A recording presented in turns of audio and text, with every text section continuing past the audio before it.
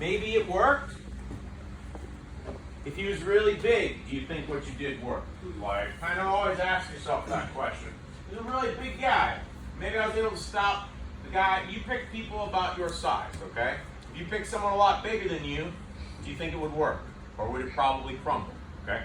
So a lot of you went for something I pretty much predicted you would go for, which is you wanted to frame. You tried to keep them away with like a kind of frame. You put hands on them. It's what most people are going to do. It's what is very intuitive to do, because he wants to go this way. I'm going to try to stop him from going this way. It's not wrong, and we can actually work with that a little bit initially and kind of look at making that frame as effective as possible. So if I have Tommy here, this way. Everybody, you might need to move over there so you can see things, okay? Yep.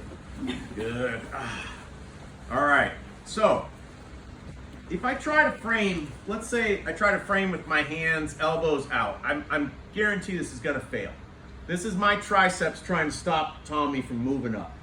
I might stop him for a little while, but there's no way, if you just look at it, it should be pretty logical that my triceps are not strong enough to just keep Tommy from going up. He's on, okay? Things I can do though, but if you wanna go the frame route, I'm gonna put my elbow in towards his neck.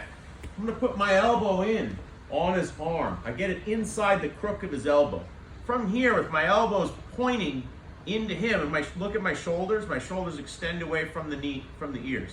When he tries to drive forward, it's quite a bit harder, correct? So if I wanna frame, this is a good place to start. Using my elbows more than my hands. My hands are still gonna come up and kind of grab, but this will actually tend to make you bring your elbows out, okay?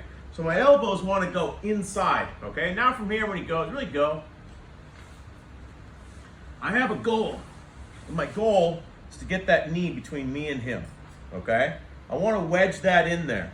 I can predict with relative accuracy, I would think most of the time, like if you watch him move without frames on there, hold me really, really, really tight. And without letting go, get up to gripping my shoulders.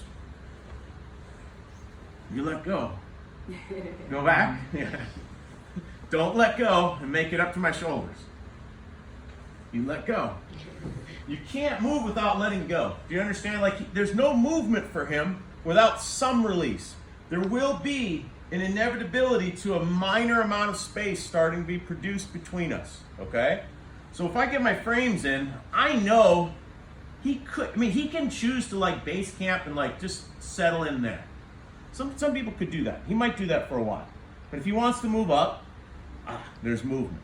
When there's movement, I'm going to start to get that leg on the inside. Now, what I'm doing, just to keep it simple, is I use this leg to turn my hip out.